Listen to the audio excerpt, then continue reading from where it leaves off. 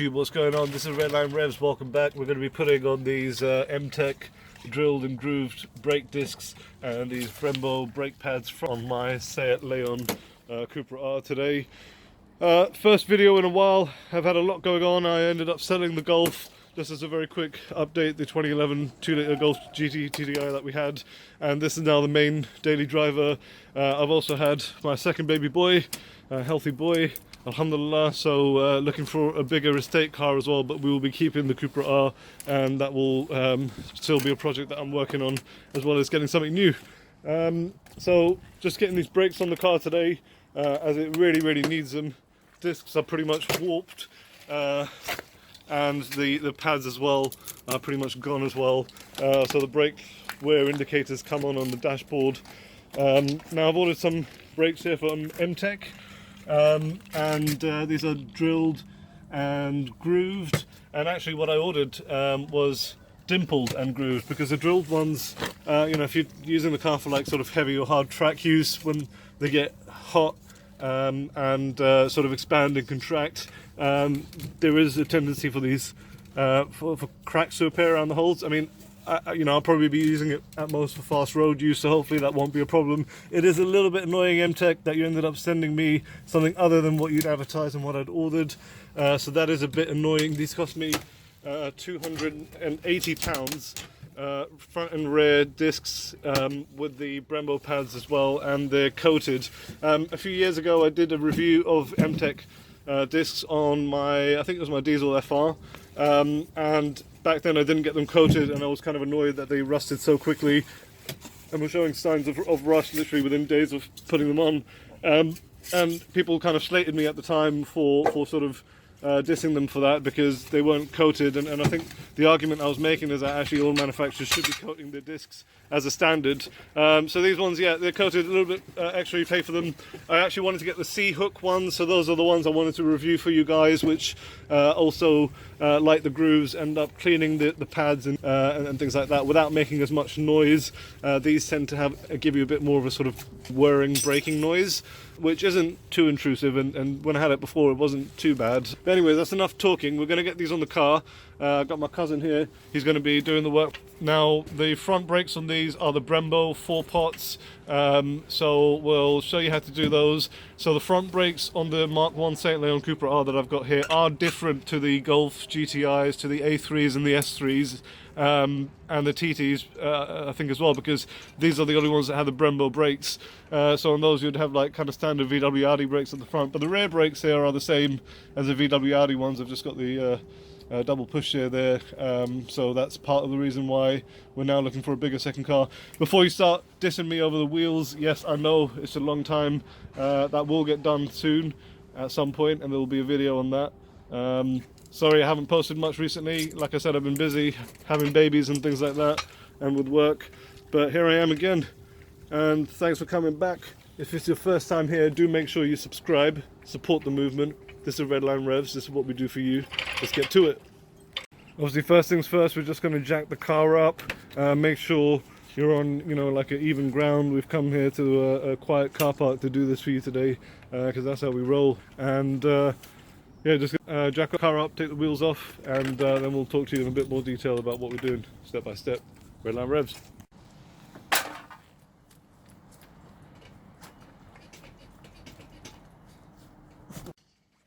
There you go, sometimes you just need some more leverage. You just use the handle of the jack on the tyre iron there to get that open. First we just turn the steering wheel towards where we're working, just so it pushes out, we've got more space. Push it out these caliper pins, the sliding pins, carefully. Just tapping it out gently.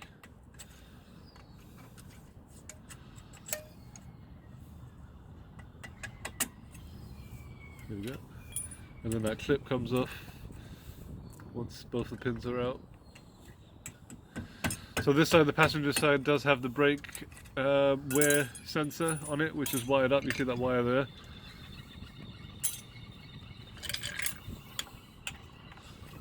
I'll just pry off the dead pads from the disc.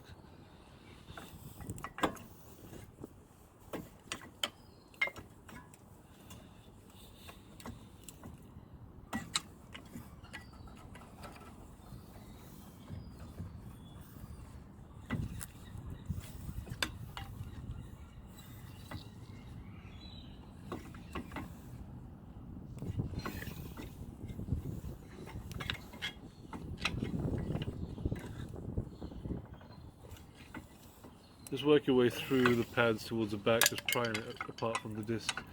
And then your completely dead pads should just drop out. So you have here.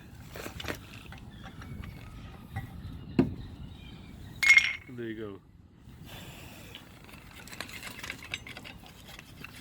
And just kind of scrape around sort of where the mating surface of the caliper and the brake pads, just to make sure everything is smooth and nice and clean, and the new pads sit in there nice and flush and evenly.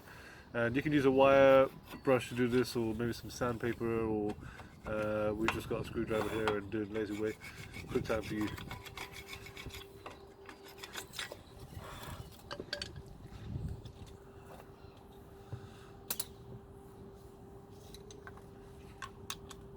What size? 18 mil. 18 mil for the 2 caliper bolts at the back of the caliper. Crack off the tension from those.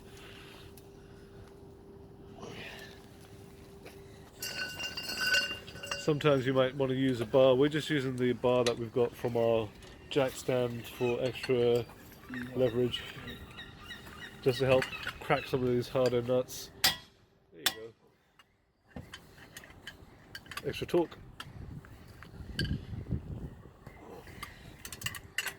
We got these 2 of these bolts on the caliper. The top one you can see just there where my finger is down, and the bottom one is getting.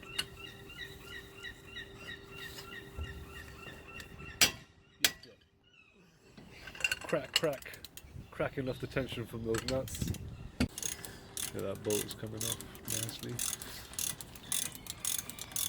I'll show you on the digital zoom. There you go. Look at all that.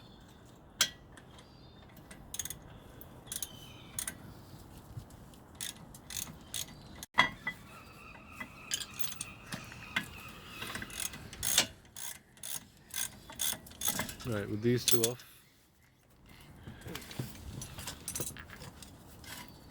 the disc should be loose, caliper should be loose. All this comes off. Dash that away responsibly.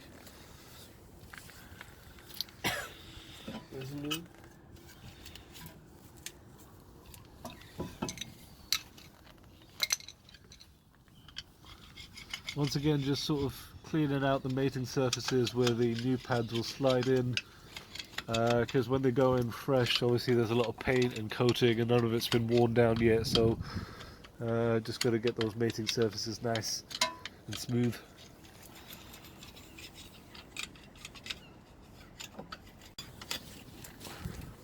New one. Huh? New disc. Oh, new disc. So that bolt is missing? Yeah. Well, someone broken it inside it. Oh, it's broken inside there? Yeah, inside there. So you can see this bolt on mine, which is just like dead inside there, which is just making the job a bit more difficult for us, because that would be nice for like holding the caliper properly, sorry, the brake disc.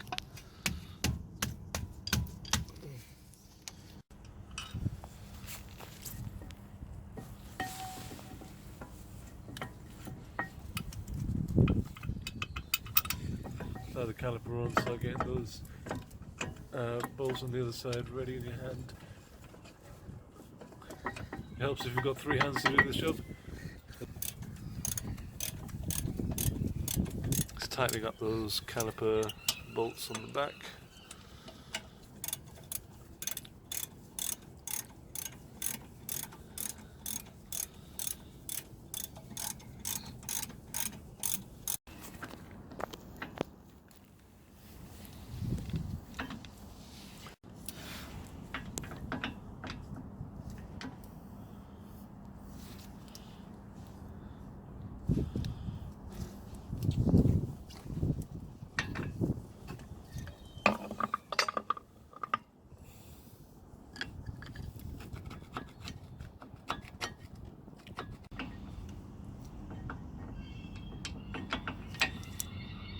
Yeah.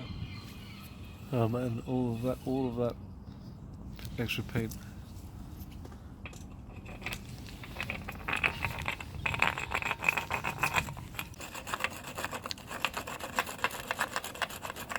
Just kind of sand off a little bit of the extra coat of paint that was on the brake pads. That extra paint on the brake pads was just stopping it from sitting flush. We just grind that off.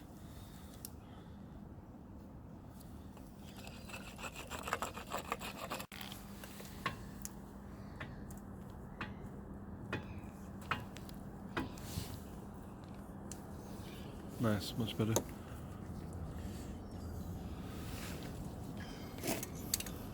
That wear sensor clips in over there.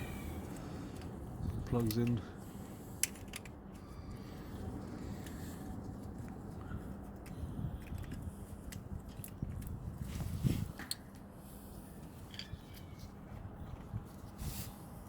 That's a wear sensor.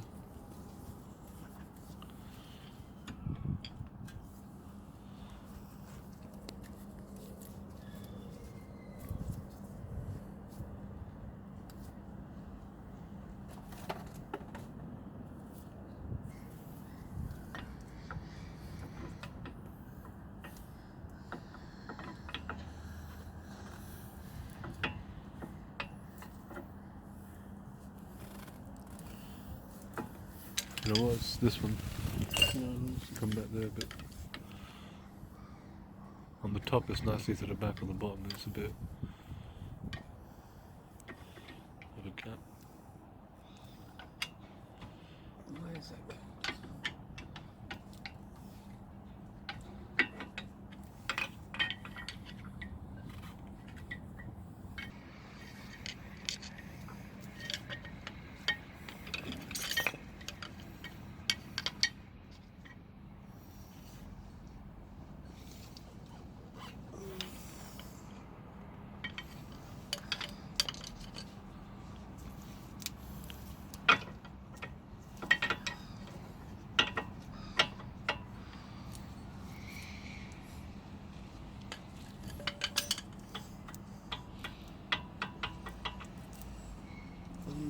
Oh, okay. Nice. That's sitting nicely now. This is not sitting properly. Yeah, it was the disc not sitting properly yet. Okay, so that's sitting nicely on that side. So you can slide the other side in. And you just gotta go a little bit back and forth, maybe slide them in and out a couple of times, jig things about slightly, make sure the disc is positioned correctly, and you should be fine.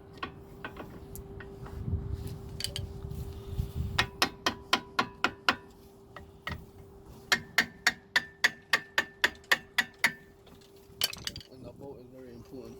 Yeah, the bolt that's missing. So for some reason I've got the brake disc holding bolt on both sides of my front missing.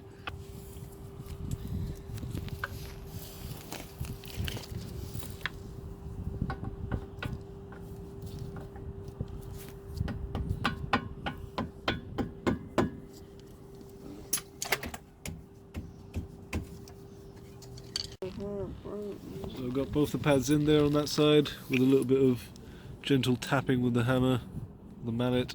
Now these pins just come back on. Okay, gentle taps, and they go over this kind of clip which is just falling down.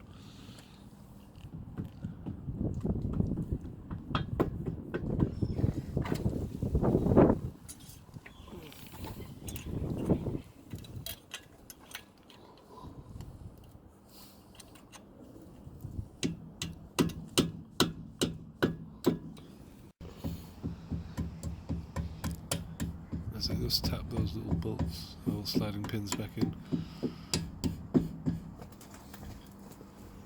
and just get them flush.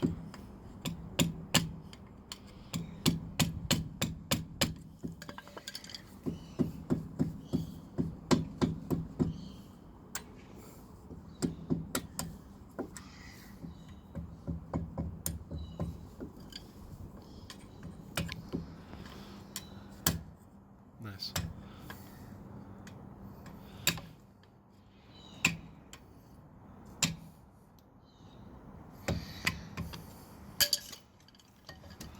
Done. Sweet. Thanks, bro. So there you have it. That's the front brake discs and pads changed on the Mark 1 Seat Leon Cupra R, the one with the Brembo brakes up front.